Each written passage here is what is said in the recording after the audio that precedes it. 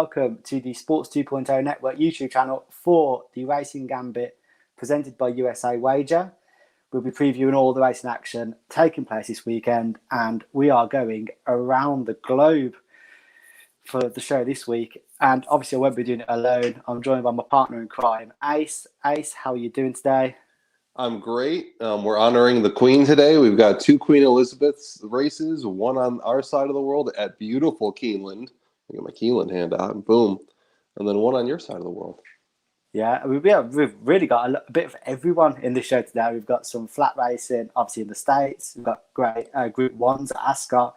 Even got a bit of jumps action as well at the end of the show. So we might as well get straight into it. We've got we'll start with the Queen Elizabeth II Challenge Cup from Keeneland, which is the Grade 1 over 1 1/8 miles. For the 3-year-old fillies, Chad Brown has dominated this race throughout his career. He's had 3 winners. He's tied for the most. His last winner was in 2019. Do you fancy his chances this weekend? 1,000,000%. 1,000,000%. I love both Chad Browns here. Technical analysis, the 2-horse, 4-1. And Shanti Sara, the 3, 7-2. The 2 has Jose Ortiz on board. The 3 has Flavian Pratt on board.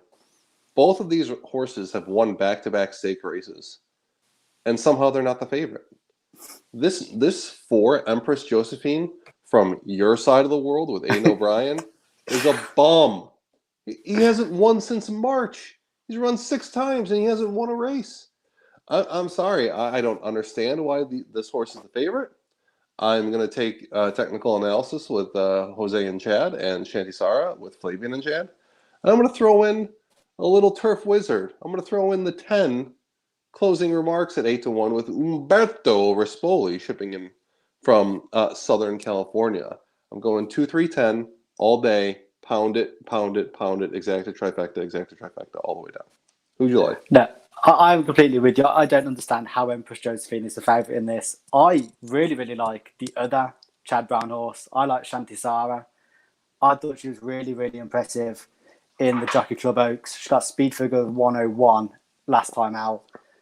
I think there's so much more improvement coming from her, and I think this is hers for the taking. Obviously, she was very, very well respected in France before coming over to the US, and I think she's going to take all the beating in this. I'm completely with you. I think it's a 2-horse race, Chad versus Chad, with closing remarks, trying to close and have some remarks. Realistically, yeah, I don't see anyone else in this race that even has a chance. And I think Empress Josephine, the best she does is another 3rd. Yeah, I'm with you. You've got some of those with a bit of back form here, but it's not really something to shout about. You've got Burning Ambition, who won the Indiana Grand Stakes last time, but this is a completely different. Indiana Grand. Oh man, yeah. This is a different proposition altogether, isn't it? You got Nicest is in here as well. She was 3rd in the Irish Oaks, but that was 9 lengths behind Snowfall, and obviously Snowfall is going on Champions Day at Ascot. She disappointed at the Arc, and there's now questions whether her form has really been that good. Now she's going into different company.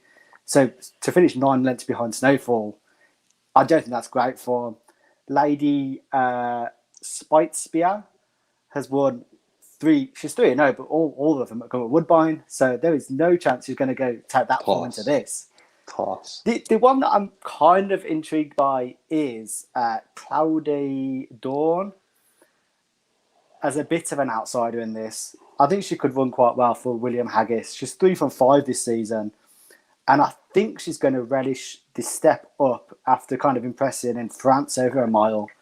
And I just think she's one that you could potentially keep an eye on. You know what? I don't see it, but as long as you do, let's have someone hit the heck out of this one for sure. Yeah, because I think for me, and you obviously, I think Chad Brown has got the winner in this, but I'm looking for a little bit of something, maybe a bit of place value underneath. Makes sense for sure. So you're going technical analysis. Shanti Sara. Those are the 2 best horses, I think. 2-3. We'll throw the 10 in there, closing remarks, because Umberto shipping in. I know you're not supposed to take West Coast horses shipping east, but you know what? Umberto wins races on the turf. And how fitting would it be that he travels all the way across the country to take second to Flavian again, like he usually does at Santa Anita and Del Mar? Yeah, and I'll be taking Shanti Sara, and I will be having a little bit on Cloudy Dawn underneath that. Makes sense.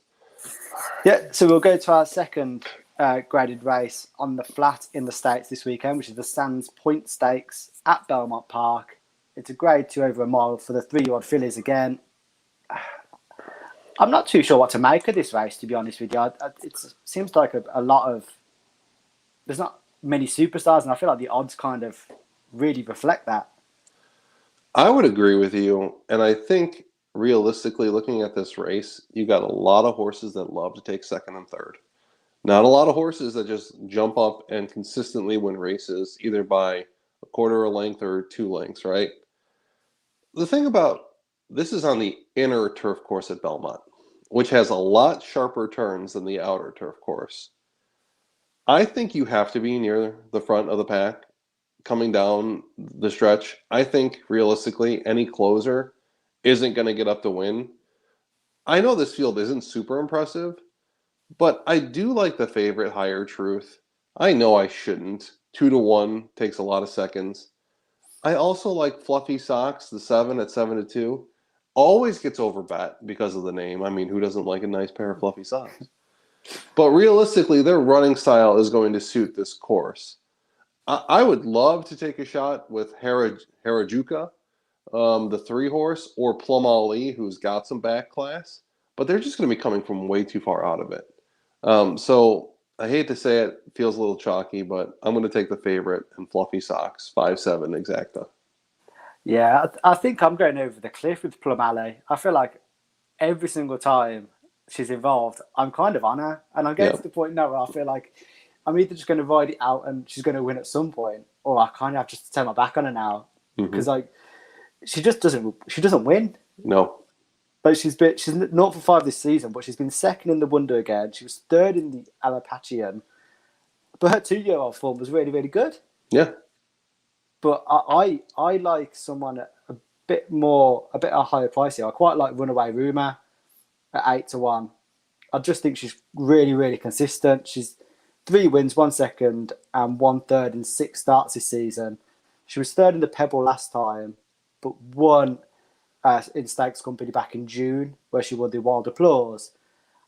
And I don't think she's been disgraced when she stepped up into Graded Company either. She's been 4th in the Lake George and 2nd in the Lake Placid. And all of her last 4 speed figures have been over 95. And she was 98 in the Pebble. So I just think there's more to come. And I think she's at a bit of value. She's a decent shot here. I would agree with you. I think pace makes this race. I think whoever goes to the front is going to stay there the whole way around. And so maybe the jockeys come to that realization and take someone who usually is in the back, just move them up to the front and say, you can still go 24 and 49 because ain't no one's a speed demon here, and see if they can hold on in the stretch run. So I don't blame you going for a price. I just think the form on the 2 favorites are a bit better than most. Yeah, we've also got Jordan's Leo in here, and she was 2nd in the Pebble. So I think on that form, she's got a little bit of a chance here, surely. A decent price at 6s. Yeah, I agree. I just like how many times do we go into a race too where we're like, oh, I like all these prices because no one really seems to be all the cat's pajamas, and then the 4 to 5 favorite just wins because it's all like, oh, that's right, yeah, that just makes sense, So we'll see. So where are you going on? Where are you going in this one then? I'm going to go Higher Truth over Fluffy Socks. I think pace makes this race. I think I'm going to take the horses that are going to be right on the pace. Yeah, and I'm going to take a bit of a shot on Runaway Rumour, which is the number 4. So I'm going to bring you over to my neck of the woods now, because we're going to go first to the Queen Elizabeth II Stakes, which is at Ascot. It's a winning event for the Breeders' Cup Mile. It's a Group 1, of course, over a mile. It's the richest mile race in Europe, and this looks like it's going to be a straight shootout between Palace Pierre and Baid. And the market has been kind of differing between the two the whole week. Ace, who do you like in this? So I very much do like Palace Pier. La Frankie Dettori aboard. I also like Bayed, Jim Crowley. I think I'm going to sandwich them together, and I'm also going to take the Revenant, the 5 horse. It's just super consistent. Like I'm looking at like a 4-5-6 exacta box, 4-5-6 trifecta box. I really do think it is a 2-horse race, but whenever I feel like it's a 2-horse race, sometimes it goes favorite, somebody else, and then favorite back for third. What did you think? Yeah, I am just throwing Bayard out of this on the basis of his last run in France. He beat the likes of Snow Lantern and Order of Australia. We saw Order of Australia in the States. What was it, last weekend or the weekend before? Mm-hmm. And he was way off it. Mm-hmm. And he just about got there to win that race in France. He is still improving, and that's why I think he's very highly regarded in this. But against one of the caliber of Palace Pier, I am not even touching him in this. Palace Pier is one of the best horses over a mile in the world. So if he is at it, then Palace Pier wins this. But saying all that, I will be taking Palace Pier on because I've just got a feeling that Palace Pier's worst run of his career came in this very race 12 months ago, which is the only defeat he's actually suffered. And there's something about this track at Ascot he just doesn't like. He wasn't the same at the Royal Meeting. He just about got there. I really like the Revenant in this. He kind of saves all his best form for this very race. He was obviously the winner here last year, second the year before, and every single season he's kind of aimed towards this race. And I just think, it's going to, it's going to be a shock because of the odds, but it's not really a shock because when you look at how good he is at Ascot, it's not surprising. I'm with you, and that's why I just feel like he's sandwiched in between those 2 horses, and I think he's going to come home running. I just think, Palace Pier is special. May not like Ascot. Bayad has all the upside in the world. I feel like if you can get the Revenant in there with that exacta in the middle of that trifecta, you're looking at a decent payout, even if it comes in favorite, him favorite. So I'm with you. I still think Palace Pier is the class. I think third time's the charm here, but who knows? Yeah, I could see it being very similar tactically to the Arc. Mm-hmm. Remember in the Arc when it was like Hurricane Lane and Tanawa. They were so focused on each other that they forgot about the other horses that were involved. Yeah. And I feel like this could be very similar between Palace Pier and Bayard, and that's where the Revenant comes storming down just to take the win. No, it makes sense. Yeah, and my poor Adiyar looked like he was home. Yeah, with a furlong to go, and that didn't work out so well. but there is further class in this field because you got Mother Earth who won the Guineas. You got Alcohol Free and Lady Bothorpe who also won Group 1s as well. It is stacked. Yeah. And then you got Lady Bothorpe who's around 25-1 and Mother Earth's 22-1. I hear you. It's just if I was going to go play Lady Bothorpe or Mother Earth, I'd go play them second, third. I don't think they get up, but realistically, if you wanted to go 4, 5, 6 over those horses, I wouldn't be surprised at all if one of them jumped up for second. So where are you going for the Queen Elizabeth II stakes? I'm going to go 4, 5, 6 exacta box, trifecta box. And I'll be putting my money on the Revenant at around 10-1 at the moment. For some reason, it's drifted. Just good for me. Good for you, right? So we'll go to our second race, Ascot, on Champions Day. It is the Champion Stakes, worth £1.26 million. It is a winning win for the Breeders' Cup Turf. It is the actual final challenge race of the Breeders' Cup Challenge. It's over 1 mile and 2 furlongs, and it is the featured race on Champions Day, and it is a stacked field. You got Mishriff in the betting, you got Adiyar in there. You've got 2 of the best racehorses in the world on the current Longhorns rankings. Ace, where are you going? I'm not going with Mischief. I'm not going with Adiyar. I'm going with Adieb. I know there's a lot of similar names there. Adeyeb, he's looking for back-to-back wins. I think he's going to like soft ground.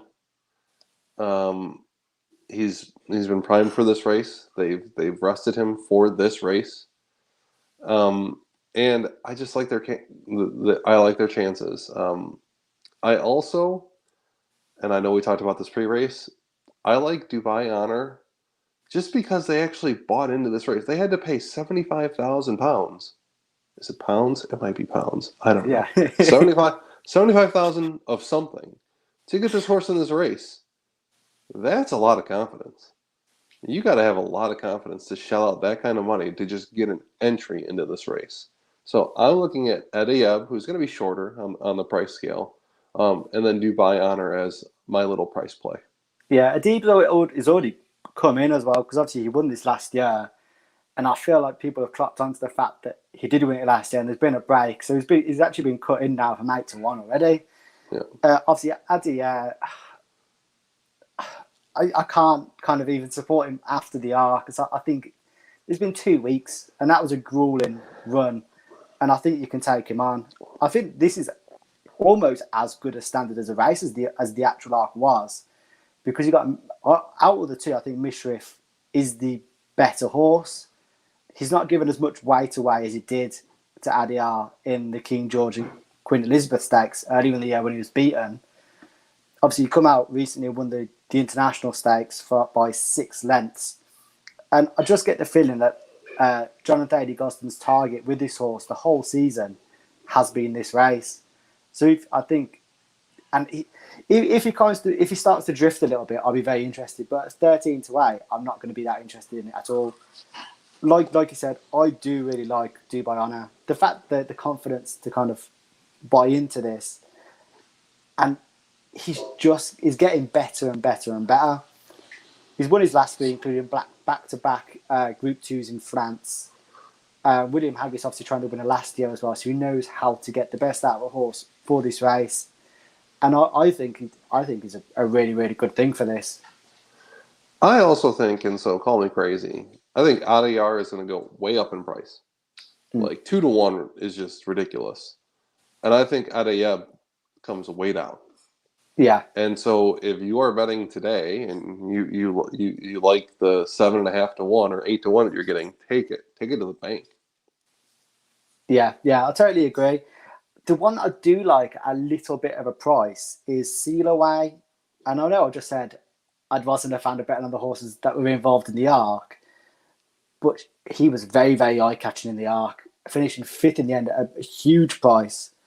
He was runner-up behind St. Mark's Basilica, who we both know is the best horse on the turf this season in the Jockey Club Grade 1.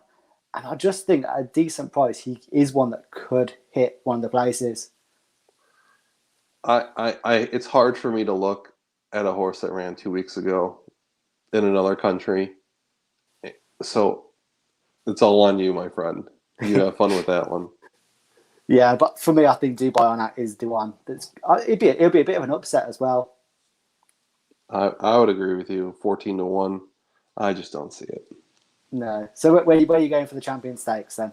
I am going to Adayab, and with our price play with Dubai Honor.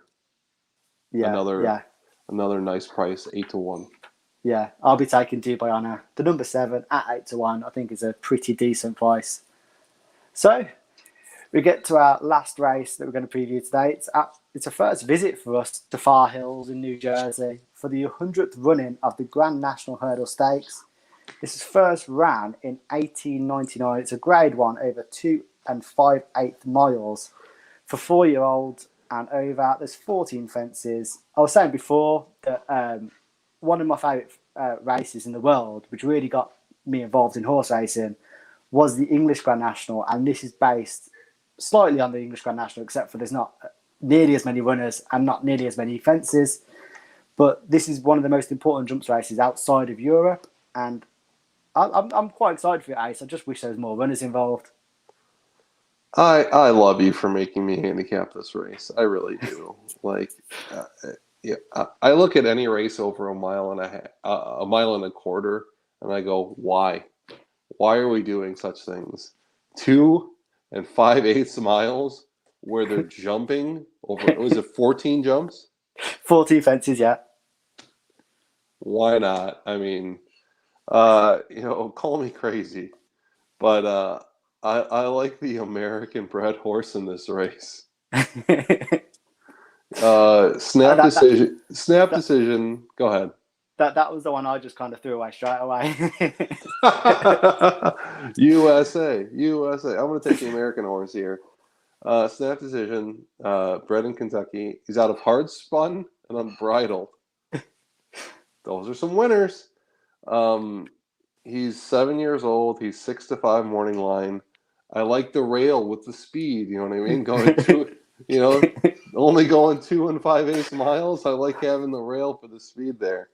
But realistically, it's going to be the second favorite. The Mean Queen looks like the horse to beat. But at the same time, anything can happen in a 4-horse race. Who did you like? Yeah, I think it's the Mean Queen. Obviously, has the form in the book. She's won the Lonesome Glory handicap, which I literally just watched, beating Snap Decision, and then I just think, and she's obviously getting weight off the other contenders in this, so she's immediately got an advantage, as well as the 2 Group 1s that she's won. She's 3 wins from 4 over hurdles, although she did unseat a rider in the Jonathan Fraser earlier in the season, which does present a little bit of doubt, which I think is enough to kind of think maybe look elsewhere here. So obviously, I'm a big jumps fan. I go to the Cheltenham Festival every single year. Chosen Mate is in here, who won the Grand Annual, which is the Group 3 at the Cheltenham Festival in 2020.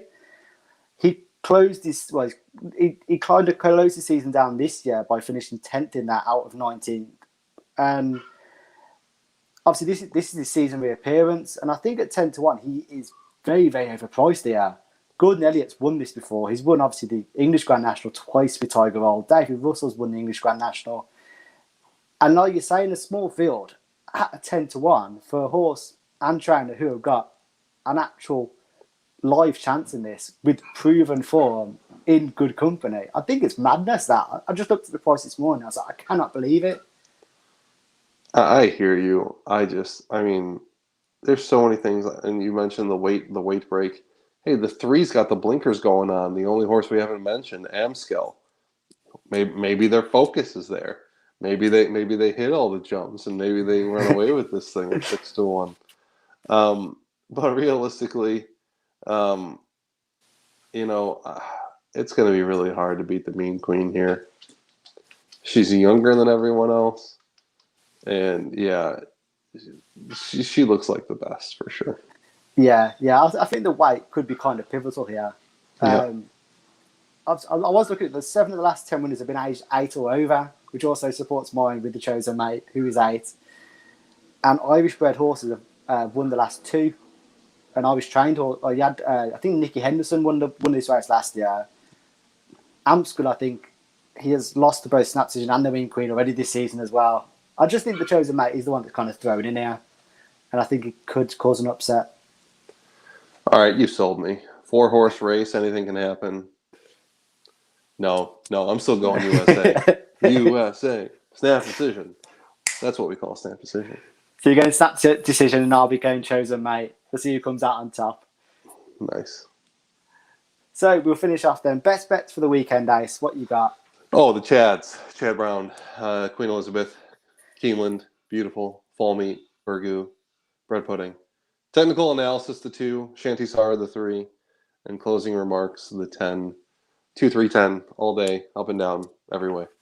Yeah, I'm with you on Shanty Sara, but I am going to be saying my best bet this weekend is the Revenant, because I just feel like the race is perfectly suited just to kind of have that shock result in the Queen Elizabeth II stakes. Mm-hmm. And I think Palace Pier and Baid would be too focused on each other, and then the Revenant comes straight through and takes the win for the second year running.